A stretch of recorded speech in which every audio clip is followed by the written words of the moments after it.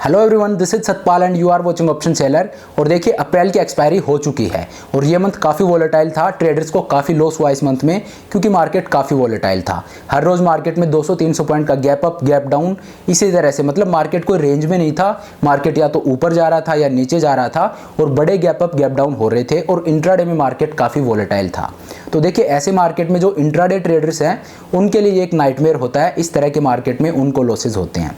लेकिन अगर आप पोजिशनल ट्रेडर हो तो फिर आपको डरने की जरूरत नहीं है। तो देखिए इस मंथ हुआ क्या है, अगर आप क्लोजली देखेंगे तो इंट्राडे में मार्केट काफी वोलेटाइल रहा है। मतलब मार्केट 200-300 पॉइंट का गैप अप हो रहा है, उसके बाद इंट्राडे भी मार्केट काफी वोलेटाइल हो रहा है। लेकिन देखिए हो क्या रहा है, अगर आप थोड़ा सा अपने विजन को बड़ा करते हो, आप 2 वीक बाद देखिए, मतलब आज मत देखिए मार्केट को। आज देखोगे तो आपको वोलेटाइल दिखेगा। आज से कल में निफ्टी 300 पॉइंट ऊपर नीचे, मतलब इसी तरह से आजकल चल रहा है। लेकिन अगर आप थोड़ा सा विजन को लंबा लेके चलते हो और 2 वीक बाद आप देखिए और फिर आप देखोगे कि निफ्टी कहीं पे गया ही नहीं है। मतलब निफ्टी जहां पे है वहीं पे है। ठीक है, बीच में निफ्टी ने काफी वोलेटाइल मूव्स दिए, लेकिन अगर आप 2 वीक बाद देखोगे तो निफ्टी जहां पे था वहीं खड़ा है। तो मतलब ये वोलेटिलिटी है, ये इंट्राडे है।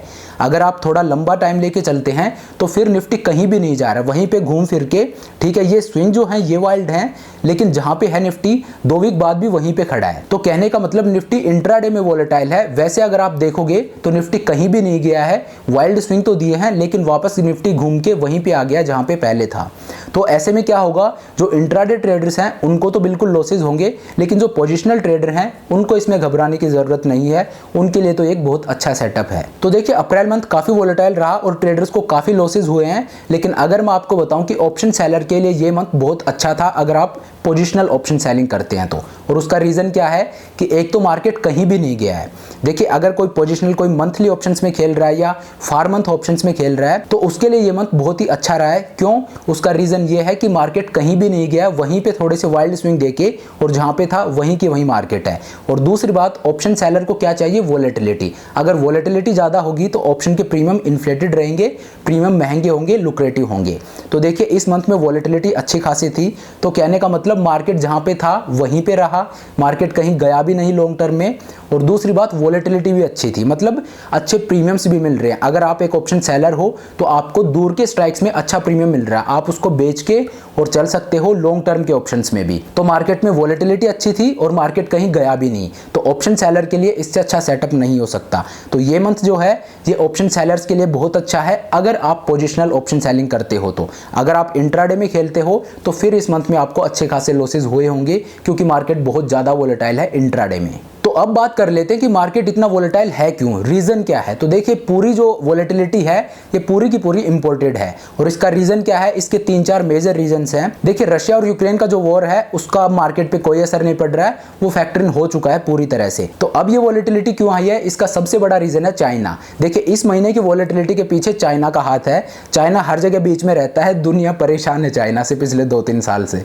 तो देखिए हुआ क्या है, चाइना में कोविड केसेस फिर से बढ़ना शुरू हो गए हैं, तो उस वजह से वहां पे लॉकडाउन जैसी हालात हो गए हैं। और चाइना एक बड़ी इकोनॉमी है, एक बड़ा मार्केट है। तो चाइना के मार्केट में अगर लॉकडाउन जैसी खबरें आती हैं, लॉकडाउन लगता है तो इसका असर दुनिया भर पे पड़ेगा। तो इसीलिए चाइना में जो लॉकडाउन लगे, जो कोविड केसेस बढ़े, उसका असर पूरी दुनिया भर के मार्केट में देखने को मिला और मार्केट प्रेशर में थे। तो इस महीने की वोलेटिलिटी का सबसे बड़ा कारण तो है चाइना। लेकिन चाइना एक अकेला कारण नहीं है, और भी कई रीजंस हैं जिस वजह से मार्केट इतने वोलेटाइल थे।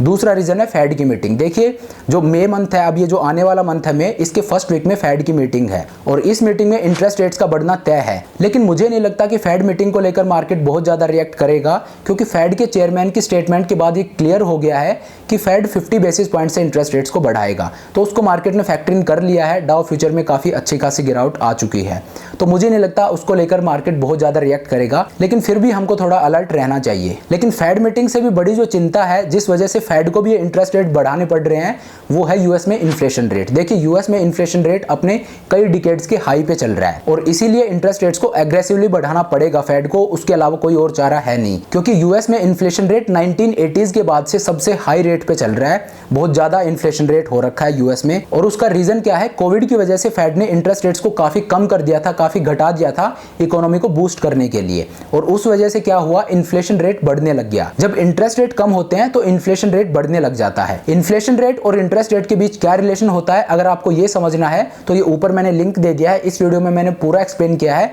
कि इन दोनों के बीच क्या रिलेशन होता है। तो देखिए इंटरेस्ट रेट कम कर दिए थे कोविड के टाइम पे, उस वजह से अब उसका इफेक्ट दिखना शुरू हो गया है और यूएस में इन्फ्लेशन रेट काफी तेजी से बढ़ रहा है। तो अब फेड को इंटरेस्ट रेट्स बढ़ाने पड़ेंगे और इंटरेस्ट रेट हाइक जो होता है उसको मार्केट कभी भी वेलकम नहीं करता है और इसीलिए मार्केट थोड़े प्रेशर में है। लेकिन फेड के चेयरमैन की स्टेटमेंट आई और उसके बाद ये साफ हो गया है कि फेड 50 बेसिस पॉइंट का रेट हाइक करेगा। तो मार्केट के लिए कोई सरप्राइज एलिमेंट नहीं है, फेड ने पहले ही बता दिया है, तो मार्केट उस पर रिएक्शन दे भी चुका है। मुझे नहीं लगता अब और ज्यादा रिएक्शन देगा क्योंकि डाउ इस मंथ बहुत ज्यादा गिर चुका है, तो मुझे नहीं लगता कि अब और नीचे जाने की गुंजाइश है, हालांकि कुछ भी हो सकता है। तो 3 रीजन मैंने बता दिए हैं। एक तो चाइना में जो कोविड के केसेस बढ़ रहे हैं उस वजह से मार्केट प्रेशर में है दुनिया भर के। दूसरा फेड की मीटिंग। तीसरा इन्फ्लेशन रेट, यूएस में इन्फ्लेशन रेट काफी तेजी से बढ़ रहा है। और चौथी खबर है वो भी यूएस से ही है जिसकी वजह से मार्केट इतने वोलेटाइल थे।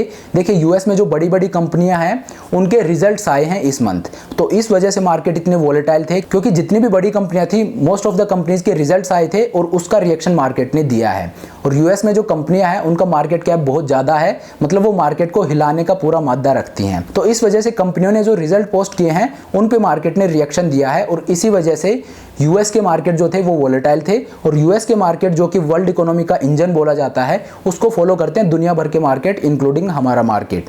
तो इस वजह से दुनिया भर के मार्केट ने भी उस पर रिएक्शन दिया और एक प्रेशर बना मार्केट पे, मार्केट काफी वोलेटाइल थे। तो देखिए इस वोलेटिलिटी से आपको घबराने की जरूरत नहीं है, ये टेम्परेरी है, इसको आप कैपिटलाइज करिए। और दूसरी बात, स्टॉक मार्केट में कोई भी परफेक्ट टाइम नहीं होता है। आप ये नहीं कह सकते कि जब ये सब मिट जाएगा, ये सब ठीक हो जाएगा, अभी जो इतना डिस्टर्बेंस चल रहा है वर्ल्ड वाइड, जब ये सही हो जाएगा उसके बाद मैं मार्केट में आऊंगा, उसके बाद मैं कोई ट्रेड लूंगा।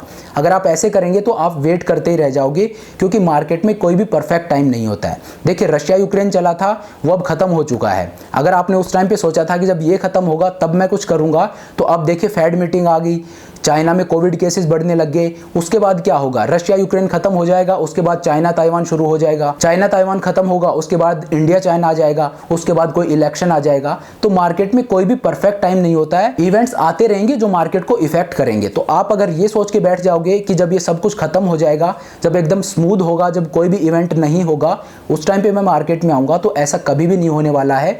मार्केट को इफेक्ट करने वाले फैक्टर हमेशा आते रहेंगे, एक खत्म होगा तो दूसरा आएगा। तो मार्केट में कोई भी परफेक्ट टाइमिंग नहीं होती है, अभी का जो टाइम है ये सबसे परफेक्ट टाइम है। तो देखिए आप वेट मत कीजिए, और ये जो वोलेटिलिटी है इससे आपको डरने की जरूरत नहीं है। इससे उसको डरना चाहिए जो वीकलीज में खेलता है या जो इंट्राडे ट्रेडर है, उसको थोड़ा वरी करने की जरूरत है क्योंकि इंट्राडे में मार्केट वोलेटाइल है काफी, तो वहां पे आपके ऊपर और नीचे दोनों तरफ के स्टॉप लॉस हिट होंगे। लेकिन अगर आप मंथलीज में ट्रेड कर रहे हो तो फिर आपको डरने की जरूरत नहीं है, फिर आपके लिए एक बहुत ही अच्छा सेटअप है क्योंकि मार्केट में वोलेटिलिटी भी है और मार्केट एक ही जगह पे है। इंट्राडे में वोलेटाइल है लेकिन लॉन्ग टर्म में मार्केट कोई बहुत ज्यादा ऊपर या नीचे नहीं जा रहा। लॉन्ग टर्म से मेरा मतलब बहुत ज्यादा लॉन्ग की बात नहीं कर रहा मैं, लॉन्ग टर्म से मेरा मतलब है मंथली या 4 मंथ के ऑप्शंस। तो उनमें अगर आप ट्रेड कर रहे हो तो फिर मार्केट इतनी दूर नहीं जा रहा है, 200-300 पॉइंट। इंट्राडे में बिल्कुल जैसा कि मैंने आपको बताया मार्केट वोलेटाइल है, वैसे मार्केट जहां पे है वहीं पे है, एक रेंज में है मार्केट। तो आप परफेक्ट टाइम का वेट मत कीजिए। वैसे भी स्टॉक मार्केट में कहा जाता है, एक बहुत ही फेमस सेइंग है कि stock market always climbs the wall of worries, कि मार्केट जो है वो वरीज के एक वॉल को क्लाइम करता हुआ ऊपर जाता है। ऐसे फैक्टर आते रहेंगे और मार्केट ऊपर जाता रहेगा। तो आपको ये इन फैक्टर से डील करना पड़ेगा। अगर आप स्टॉक मार्केट में हो तो this is part of job, ये तो होगा ही, आपको इसके साथ डील करना ही है। आप वेट नहीं कर सकते कि जब ये सब कुछ खत्म हो जाएगा तब मैं कुछ करूंगा, क्योंकि ऐसा नहीं होने वाला है। एक फैक्टर खत्म होगा तो दूसरा आ जाएगा। तो इससे आपको डरने की जरूरत नहीं है, इसको आप कैपिटलाइज कीजिए, इसको यूज कीजिए। मार्केट में जब वोलेटिलिटी होती है तो उससे डरना नहीं चाहिए। मार्केट में वोलेटिलिटी एक अपॉर्चुनिटी होती है, उसको ग्रैब करना चाहिए बिना डरे। लेकिन हाँ, उसके साथ थोड़ी सेंस भी होनी चाहिए। ये नहीं होना चाहिए कि मार्केट वोलेटाइल है तो ठीक है, अच्छे प्रीमियम्स है, मैं जंप इन कर जाऊं और कुछ भी ट्रेड ले लूं। तो थोड़ा आपको विजिलेंट रहना है, लेकिन इसका फायदा उठाइए। और देखिए इस साल अभी तक जैसा मार्केट रहा है वो तो यही इंडिकेट कर रहा है कि 2021 में एक शानदार बुल रन आया था, तो एक बुल रन के बाद मार्केट रेस्ट करता है। तो ये जो साल है, इस साल मुझे नहीं लगता कि मार्केट कोई बहुत ऊपर या बहुत नीचे जाएगा, मार्केट एक रेंज में रहेगा। तो ये साल ट्रेडर्स के लिए तो अच्छा है, लेकिन मुझे नहीं लगता कि इन्वेस्टर के लिए कोई ये बहुत आइडल ईयर होने वाला है, क्योंकि पिछले साल मार्केट ने एक शानदार बुल रन दिया था। तो इस साल मार्केट रेस्ट करेगा, एक रेंज में रहेगा। ऐसा नहीं हो सकता कि जिस तरह से पिछले साल मार्केट ऊपर गया था उसी रेट से मार्केट उसी इंटेंसिटी से ऊपर जाएगा। जाएगा, मार्केट एक रेंज में रहने वाला है। मुझे लगता है कि इस साल मार्केट एक रेंज में रहेगा।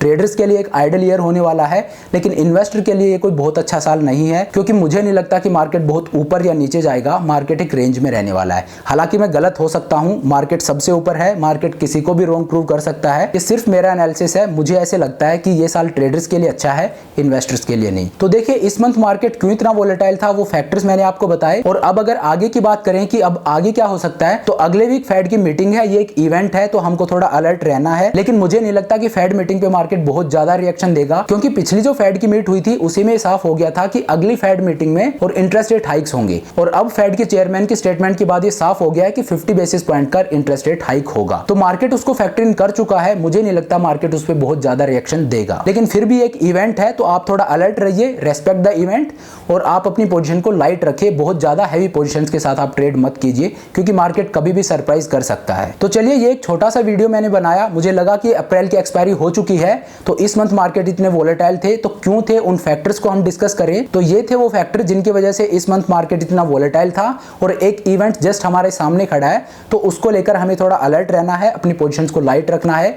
बाकी मार्केट में जो वोलेटिलिटी है इसका फायदा उठाना है बिना डरे, क्योंकि वोलेटिलिटी हमेशा एक अपॉर्चुनिटी होती है, उसको ग्रैब करना चाहिए। तो चलिए अब इस वीडियो को यहीं खत्म करते हैं। आई होप ये वीडियो आपको पसंद आया होगा। आपको वीडियो कैसा लगा मुझे कमेंट करके जरूर बताइए, और आपको क्या लगता है फेड मीटिंग पे मार्केट कैसे रिएक्शन दे सकता है, आप मुझे कमेंट करके बता सकते हो। तो चलिए अब इस वीडियो को यहीं खत्म करते हैं। आई होप ये वीडियो आपको पसंद आया होगा। अगर वीडियो अच्छा लगा तो मेक श्योर आप वीडियो को लाइक करें, चैनल को सब्सक्राइब करें। This is Satpal signing off.